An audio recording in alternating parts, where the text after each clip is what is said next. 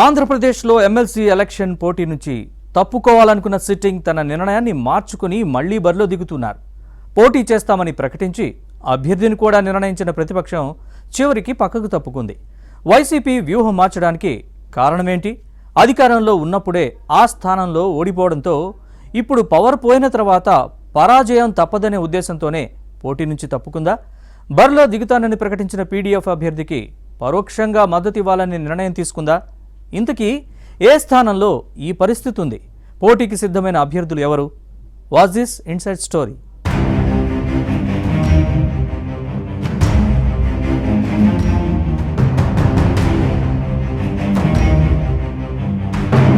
ఉమ్మడి గుంటూరు, కృష్ణా జిల్లాల పట్టభద్రుల ఎమ్మెల్సీ ఎన్నిక రాజకీయాలు రసవత్రంగా మారుతున్నాయి. ఎలక్షన్లో పట్టు బిగించాలనుకున్న వైసీపీ చివరికి చేతులెత్తేసింది. ఓటమిని ముందుగానే ఊహించి పక్కకు తప్పుకుంది. కానీ ప్రత్యక్షంగా ఎన్నికల బరిలో దిగకపోయినా పరోక్షంగా పీడీఎఫ్ అభ్యర్థికి మద్దతిచ్చి కూటమిని దెబ్బతీయాలని చూస్తోంది. ఎన్డీఏ ఎత్తులకు పై ఎత్తులు వేసే ప్లాన్లో ఉంది. ఫ్యాన్ పార్టీ పన్నాగాన్ని ముందుగానే పసిగట్టిన టీడీపీ, జనసేన, బీజేపీ ముందు నుంచే జాగ్రత్తలు తీసుకుంటోంది. ఇప్పటి వరకు కూటమి, వైసీపీ మధ్య పోటీ ఉంటుందని భావించినా లేటెస్ట్ గా పీడీఎఫ్ అభ్యర్థి అనూహ్యంగా తెరపైకి వచ్చారు. కూటమి నుంచి మాజీ మంత్రి ఆలపాటి రాజాను అభ్యర్థిగా ప్రకటించారు. వైసీపీ తరపున విజయవాడకు చెందిన గౌతమ్ రెడ్డిని ప్రకటించారు.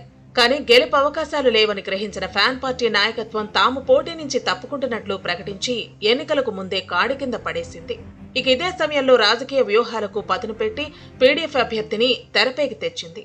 ప్రస్తుత ఎమ్మెల్సీ కేఎస్ లక్ష్మణరావును మరోసారి బరిలోకి దింపేందుకు సిద్ధమయ్యారు. వైసీపీ కూడా పీడీఎఫ్ అభ్యర్థికి పరోక్షంగా మద్దతివ్వాలని నిర్ణయించినట్టు సమాచారం.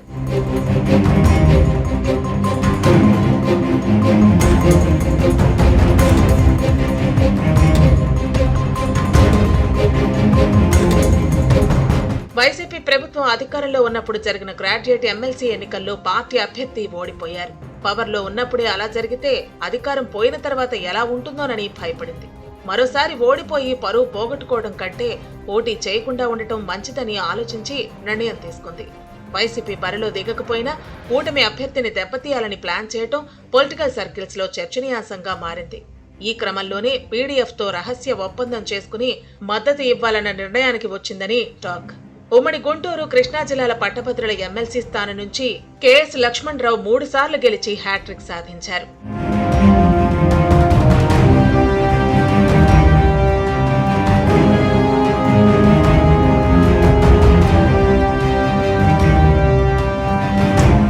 అయితే టీడీపీతో పాటు వైసీపీ తమ అభ్యర్థులను ముందుగానే ప్రకటించడంతో ఈసారి పోటీకి దూరంగా ఉండాలని సిట్టింగ్ ఎమ్మెల్సీ లక్ష్మణరావు భావించారు.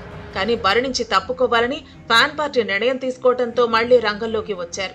వైసీపీ పెద్దలే ప్రోత్సహించి లక్ష్మణరావును పోటీకి దింపుతున్నారని వినిపిస్తోంది.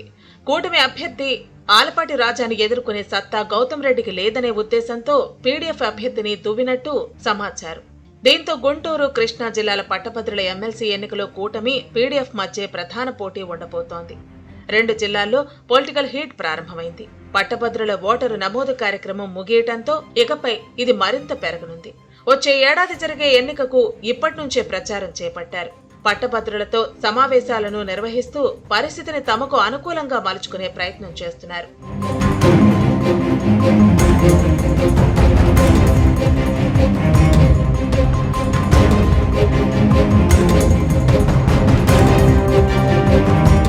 అయితే ఈ స్థానం నుంచి ఇప్పటికే 3 సార్లు గెలిచి ఓ పర్యాయం ఓడిపోయిన సిట్టింగ్ ఎమ్మెల్సీ లక్ష్మణరావు నియోజకవర్గంలో మంచి పట్టుంది. 5వ సారి బరిలోకి దిగేందుకు సిద్ధమయ్యారు. మరోవైపు కూటమి అభ్యర్థి ఆలపాటి రాజాను గెలిపించుకునేందుకు ఇప్పటి నుంచే టీడీపీ కసరత్తు ప్రారంభించింది. గెలుపు అనివార్యంగా మారింది. దీంతో ఓటరు నమోదు కార్యక్రమం నుంచి ప్రత్యేక దృష్టి పెట్టింది. ఆలపాటి రాజా ఇప్పటికే ఉమ్మడి గుంటూరు, కృష్ణా జిల్లాల్లో విస్తృతంగా పర్యటించారు. ముఖ్యమంత్రి చంద్రబాబు కూడా కూటమి నేతలకు దిశానిర్దేశం చేశారు. గెలుపే ధ్యేయంగా పనిచేయాలని ఆదేశించారు. పీడీఎఫ్ తో కలిసి వైసీపీ వేస్తున్న ఎత్తులను చిత్తు చేయాలని కూటమి పార్టీల లీడర్లు, క్యాడర్ నిర్ణయించారు.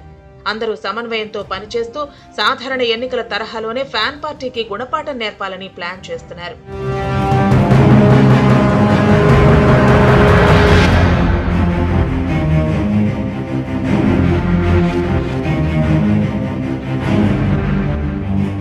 అయితే వామపక్ష ప్రతిపక్షాలు సంస్థాగతంగా బలంగా ఉన్నాయి. దీంతోనే గతంలో జరిగిన ఎమ్మెల్సీ ఎన్నికల్లో పీడీఎఫ్ అభ్యర్థిని బరిలో దింపి ఈజీగా విజయం సాధించాయి.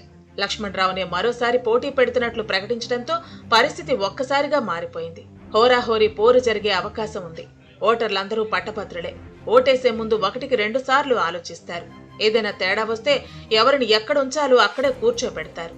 అందుకే ఎమ్మెల్సీ ఎలక్షన్ను జాగ్రత్తగా డీల్ చేయాలని కూటమి భావిస్తోంది.